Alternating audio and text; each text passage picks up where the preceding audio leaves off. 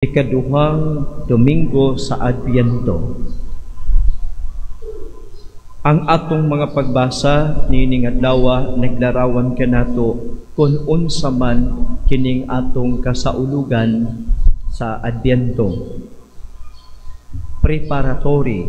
Preparation kay adunay moabot niya unsa man nga preparation ang angay nato nga atong tan-awon o angay natong pagabuhaton. Kita mahilig man kita mobiyahe. Mahilig ta mobiyahe. Biyahe ta ay nag-uban sa ato bisag asa nga lugar moadto. Unya karong panahona kung magbiyahe ka kinahanglan nga imong planuhon.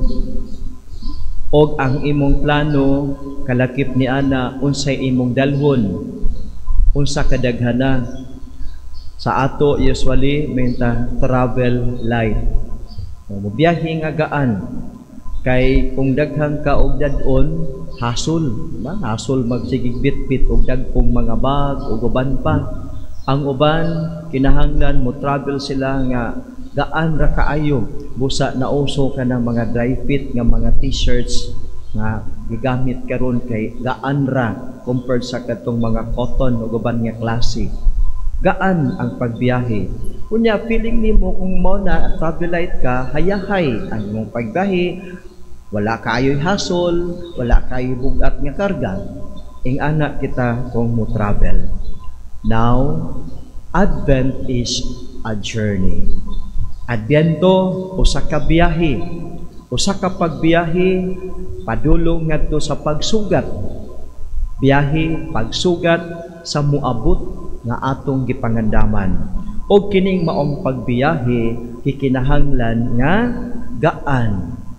Our Advent journey must be a happy, meaningful, light journey.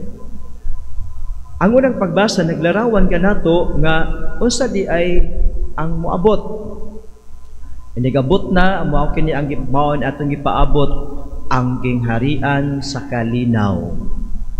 Ang gingharian sa kalinaw muabot kunya nabati nato ganina nga ang mga mabangis nga mga mananap nga kaniadto di pwede mag-uban, kaniadto dili pwede magduol, kay kung magduol ni sila magpinatyanay, magpinahitay kining mga mananapa. Apan sa atong nadungog mag-amigo na sila og ang gamay nga bata mao ang magiya kanila.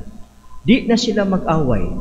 So kini di ay kining atong gipangandaman mao ang pag-abot sa gitawag natong Kingdom of Peace. Nangandam ta, liturgically nangandam ta sa Adbyento para sa pag-abot sa Pasko sa pagkatao. Apan di kinahanglan nga ang atong celebration is not only liturgical, but it must become true to life experience. Mao nga ang journey nato nining Adbyento is a journey towards peace. Sa kalinaw, journey padulong sa kalinaw. Og ang atong concept sa kalinaw, kung wala tay away, way tay tingganay, okay ra gyud kaayo, linaw gyud kayo ang atong balay. Apan ang tinuod nga kalinaw wala diha sa kahilom, kundili anaa sa imong kasing-kasing. Ang tao bisan pa og unsa sa kakwartahan, ang iyang kasing-kasing kung puno sa mga kabalaka, puno sa mga kalagot, kapungot, kaligot-got, kasuko, pagmahay ug uban pa, kanang maong tao dili makabaton og kalinaw. Bisan pa og maangkon nato ang tibuok kalibutan, apan ang atong kasing-kasing napuno sa daghan kaayong mga kahasol, mga kasamok, kanang maong tao dili makaangkon ni anang kalinaw. Remember, Advent is a journey towards peace. Mao man bitaw nga tan-aw nato, dunay mga tawo nga nindot kaayo modala, no? Nindot kaayo modala. For example, mga comedians in the televisions, comedian o kanang mga singers o guban pa, they can act as if they don't have a problem. But when you listen to their own stories, you see daghan man po silang problema. You see, daghan din po silang problema. Di lang ikaw ang nilang problema. O kanang problema, mo na makahasol nato. Daghan po silang mga unforgiveness. Mo po na makahasol nato. Kanang unforgiveness. Tanawa, mag-away bitaw mo sa imong partners kinabuhi, o mag-away mo sa imong anak, o imong igsuon, o imong silingan.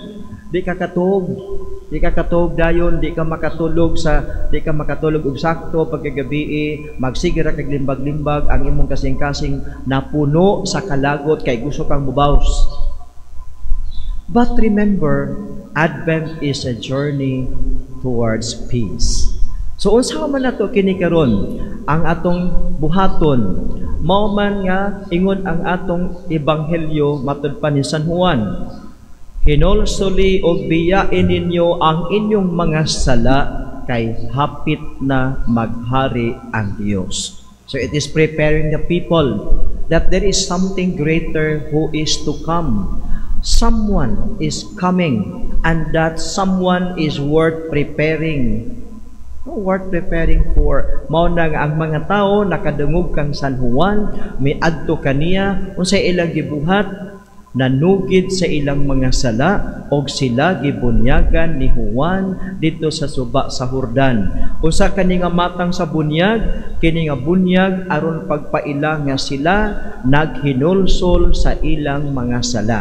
So the baptism of John is a baptism of repentance. Baptism nga naghinulsol sila. Unya nanuol pod ang mga Sadusiyo ug mga Parisiyo. Unsay ingon ni San Juan, kamo kinsa nag-ingon sa inyo nga makalikay kamo sa silot sa kapungot sa Dios. Iyang giingon, ipakita ninyo nga ang tinuod ang inyong paghinulsol pinaagi sa inyong mga buhat. So, take note nga, ingon si San Juan, ipakita ninyo ang inyong paghinulsol pinaagi sa inyong mga buhat. So mga igsuon, ang repentance is not just a concept. It is not just an idea that we understand through our mind, but it must become a reality in our lives. Dili lamang di ay kini huna-huna, dili lamang di ay kini ideya, kundi ang repentance is a lifestyle. Mao na nga kinahanglan ang tao makamatngon gani siya nga aduna say sala, adunay iyang nasakitan, adunay nakapasakit niya, kinahanglan nga siya mo dayon.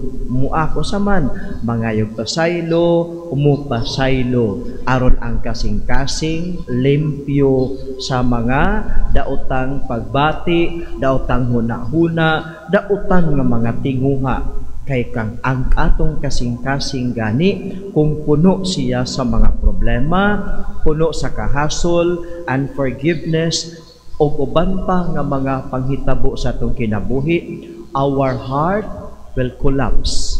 Our mind will collapse. Mauna nga daghan kaayo karong panahona nga muahat ra og kirig, muahat ra og kanang mag-wild. Unya ang ato ra bang ingon gipusis.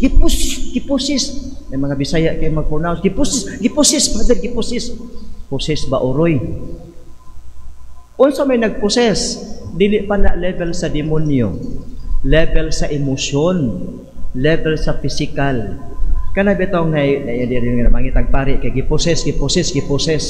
Unya imong interviewon puno sa problema. Remember, brothers and sisters, if you keep on thinking, you keep on focusing your mind, your eyes to your problem, the problem becomes bigger and bigger.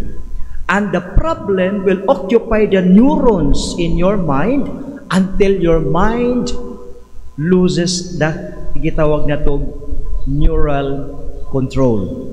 Pag malos na gani, mawala na yung neural control, your mind will collapse. And when it collapses, Diha na, di na kakaibaon sa imong gipanulti, di na kakaibaon sa imong gisyagit baka, o ni unsa baka o sa imong dagway. I-video ra good ka ng ingong nga gi-possess gi-video. Pagkahuman nila ka ng maulian na, pakit mo ni ikaw, hala ako na. Yes. Ngano man, ang kasing-kasing puno sa kasuko, kalagot, kahadlok o guban pa, mukurog ka. Ayaw sa pasangili ang demonyo, investigate sa daan. Tuluman na ka investigation level. First level is the level of physical. Na iniari diri, muna na ko. Pagkahuman na naulit-ulit nito, masaman, atong kuan, nag-asa kagikan, nag-inom. Wakay kaon, wala. Hubog ka, oo. Unya, daghan imong nainom, oo. Imagine why energy imong body, imong gipuno og wine. The alcohol nga imong gisunod sa imong body, mag-overpower sa imong body. Your body will collapse. Mo nang magkurog-kurog ka, mag-anak ka, di na kakahibaw. Ano man, more alcohol in your body is not healthy. Ano siya? More problems in your heart will make your heart collapse. More problem in your mind, the more you imagine, the more you think of your problem, the more it collapses. Mo na di na kakahibaw sa imong gibuhat. How will you become peaceful? So, peace. A journey. Ang Advent is a journey of peace. How to be peaceful? First, receive the grace from God. Go to confession. Unload. Unsa may sod sa imong kasing-kasing, kapungot, kaligot-kot, kalagot, kahiubo sa guban pa, unload. Ask the Lord to take this away from you. Ask the Lord, confess to the Lord, and receive the forgiveness of the Lord. After that, forgive those people nga nakasamad sa imong kasing-kasing. Kay the more you keep that in your heart, the more the wound will become new and new and new every day. And when it becomes new and new every day, the more nga manghihina ka. Experience na nimo, ha? Experience po na nato. Experience na to ng tanan. Nga, the more we think of our quarrel, the more we think of our conflict, the more that you become angry, the more that you become mawa sa mood, the more nga ikaw mahimo kang waka kasabot sa mga, di ka ganahan mo kaon, unsa may nahitabo, you keep that with you. It is a garbage. Kanang away, kanang kahiubos, kasuko, kaligot-got, pagmahay, uguban pa, mga garbage na sa atong Christian life. Unya, di ba kung garbage, ilabay man na nato, apan kita, we keep the garbage inside our hearts and we keep thinking of the garbage. Ubusa, kita mo collapse yun ta. Mo ba taon mo karon ka nagitawag ito nga mental health problem. Even priests, young priests, we heard about news nga ay nagpakamatay, mga young people, mga dagko nag-edad. Ganuman, it is because we carry with us the hurts. We carry with us our anger. We carry with us wherever we go the wounds that had been inflicted to us by other people. Advent is a journey towards peace. Busa, kung saon nga kita, kanang magmalinawon, go to confession, mauna nga ang Advent na ay violet nga color, repentance. Kunya ka nang mag-repent gani, dili ra na siya idea ha, kundili tininuod kinasing-kasing, kunya ipakita sa buhat, nag-repent, nangumpisal, pasaylua ang mga nakasala nimo. They are not deserving maybe, but you are deserving to be happy. You are deserving to be nga anay ka ng kalinaw. You are deserving to be nga mahimo kang tinuod authentic Christian. You do not deserve to be a garbage bag. You do not deserve to carry all these burdens in your life. Instead, you deserve to be happy. And how it is to be happy? Forgive. Kaya repent, forgive. Karon, there are other people also nga, sige rag balik-balik kumpisal, o na the same sin ra bagyod ang ikumpisal, nakaibaw ra bagyod ko, kay nakatimaan pabaya ko, di lang ko katimagi sa mga nganin, mga tawhana. Katimaan pa ko sa inyong gikumpisal, oy. Na dito, balik-balik, nganong it recurs and recurs, una, because you doubted the power of God to forgive your sins. Ikaduha, you have never forgiven yourself. Kay kung dili mo mapasaylo ang imong sala nga ang imong kaugalingon nga nakabuhat ka ng maong sala, you keep talking, you keep confessing the same sin. By doing that, you doubt the power of God to forgive. Para ba nga ang confession is na lang just a kind of ritual. But, ingon pa si San Juan, ipakita ninyo nga tininuod ang inyong repentance. Ipakita ninyo sa inyong mga buhat. So, maigsuon, ining second Sunday of Advent, let us look at ourselves. Na by something that bothers me? Na by something that makes me angry? Asa man nagikan? Kunya, and look at the root of this. It's because I have not forgiven my mama. It's because I have not forgiven my dad. I have not forgiven yet my sister. Kaya, kung makadungog ko sa iyang tingog, maglagot ko. Kung makakita ko sa iyang naong, masuko ko, matrigger ko. Nga naman, you have not forgiven others. Kung sa ayaw pasangindi, ang demonyo, diha dayon. Kung ang imong reaction is na, Father, kusgan kaayo, pating ipangwakli remi. Yes, kusgan kayo. Nga naman, when our adrenaline gland will function, kaya kanyang ilabay, kaya kanyang bitbiton o ibundak. Muna siya. So, doon ay tulo ka level ha. Ganong ingon ani ka, ang peace gani, kung absent ang peace atong kasing-kasing, daghang bodily reactions, words ni mo di na mamao, kay nag-collapse imong mind control, nag-collapse imong heart, it cannot bear it anymore. So mao na. So di sa tamo declare dayon nga gipossess si Satanas, masuko ginas ato. Sige nato sa pasanginlan. Ego ra gayud nag gipossess. Tulo lagi na ka level, first level physical. Wa ba ni sakit, basig patulon day po ning tawana.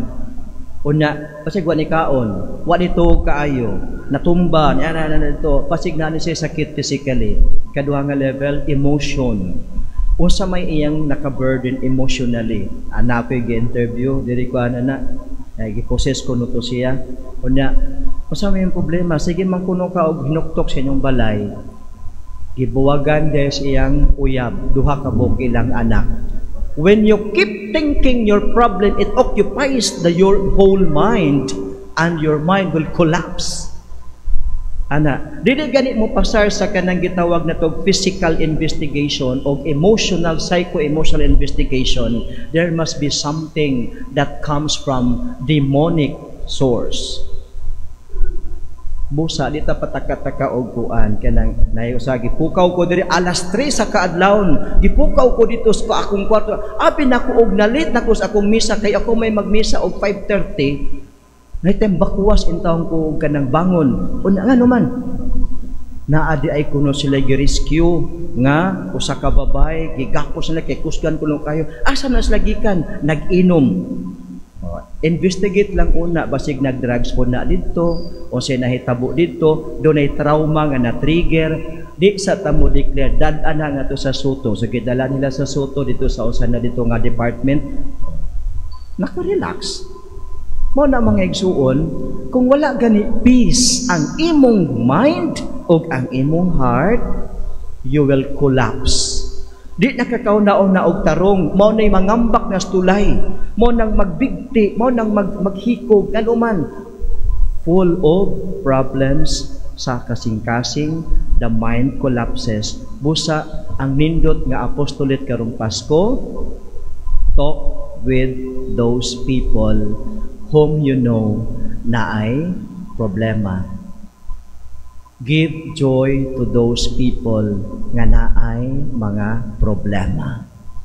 And then, instead of fear, instead of the problem, inject peace sa ilang kasing-kasing.